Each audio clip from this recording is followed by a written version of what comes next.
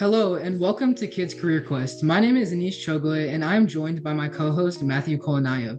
Today we're excited to speak with Mayor Larry Agran of Irvine, California. Mayor Agran graduated from Harvard Law School with honors and he began serving on the Irvine City Council in 1978. He has since been elected mayor several times. He's best known for his leadership in planning and launching the Orange County Great Park, one of the most ambitious metropolitan park projects in the country, and has earned national recognition for his innovative public programs. We hope this interview will help you, the viewers, learn about a career that might not have been on your radar before. Mayor Agran, thank you so much for being here. Well, thank you for having me. So let's move on to our first question. Your journey in public service began decades ago. Could you share what initially inspired you to pursue a career in local government? Well, I was very fortunate to have really great government teachers when I was in high school. And as things turned out, my career path led me to Berkeley as an undergraduate and then to Harvard Law School. But then my first really full-time job was in Sacramento as legal counsel to the state Senate Health and Welfare Committee, which is a very important committee at the state level. As it turned out, my wife was accepted to medical school at UC Irvine, and that brought us down to Southern California, right here to Irvine, to this new community. Within 3 years, there were a couple of openings on the Irvine City Council, and I ran for office. And I really thank a number of mentors and inspirational teachers along the way who kind of pointed me in this direction as I think back to my high school and college years and beyond. Yeah, so it's clear that you have a lot of experience in politics. So what skills and qualities do you believe are essential for somebody wanting to work in public services or hold a leadership position? I think it's really important that you sort of have to have a servant's heart. You really want to help other people. Most people get into government for the right reasons. They want to help other people. All of these things that we can't do on our own. But if we have policies and politicians who will kind of stay the course, we can make a real difference.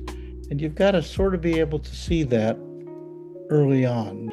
You've got to be able to see government as potentially an instrument for real civic improvement. If you get into government, you can have policies that do those same things, but dramatically increase the scale at which you can do it. And if you can kind of see your way clear to recognizing government as an instrument to get the job done, that may be the kind of thing that you'd like to pursue for a career. Yeah, sounds like big boots to fill. So how can students interested in public service get involved and actually make a difference in their community? First of all, just by talking with me, you are involved now, whether you know it or not. I'm trying to kind of inspire you, and you, in fact, can get involved at the city level. We have a summer intern program that's a great way for young people to get involved with local government. Young people who are sharp and energetic and want to get involved in improving their community. We try to do what we can to get them plugged in, and you got to be a little pushy about it. You need to push a little bit, learn how to be a little bit aggressive, or bring your own ideas. Larry's idea is really a good one, to look at our agendas, find something that speaks to you, and challenge yourself to just draft a 1-minute comment and come to the meeting and speak and get behind the podium and address the council members. It's intoxicating. It really is. Matthew, you can go ahead. Yeah, so we've established that once you get started with leadership positions, we know it's not always smooth sailing. Is there any particular challenge or instance where you had to overcome something that was like the staple of your career? Yeah, I'll tell you, it's all about overcoming challenges. For example, all the open space around Irvine, most of what you see was slated for development. Houses, shopping centers, more and more development. And took 10 years to develop an open space plan that was finally put on the ballot for the people to approve, and we finally overcame all the opposition from the Irvine Company and others. You know the Great Park? You familiar with the Great Park?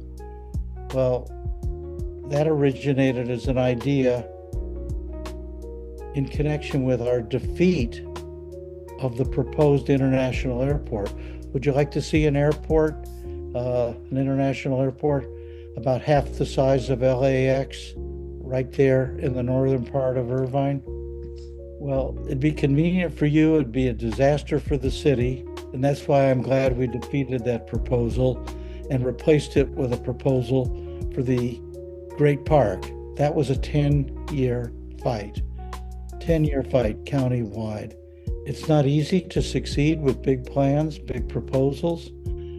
You have to have a certain determination and perseverance. You don't quit at being rejected the first or second or third time. You keep at it and keep at it and keep at it. And more often than not, you finally achieve success. So those kind of the burdens, the challenges I've had, but I've learned a lot from them. Thank you so much for your responses. As we conclude this interview, we just want to ask you, as you reflect on your extensive career, what legacy do you hope to leave, and what message would you like to convey to the next generation of leaders? Well, I think my answer to the last question was largely what I want to convey. I hope to leave a legacy of a community that is the safest, smartest, greenest, healthiest, and kindest community, that we look after one another. If we do, I'll regard that as a legacy as well. Amazing, Mayor Agran. Thank you so much for sharing your time and your insights with us. You know, for students who may not even considered a public service career, they're definitely looking into it now.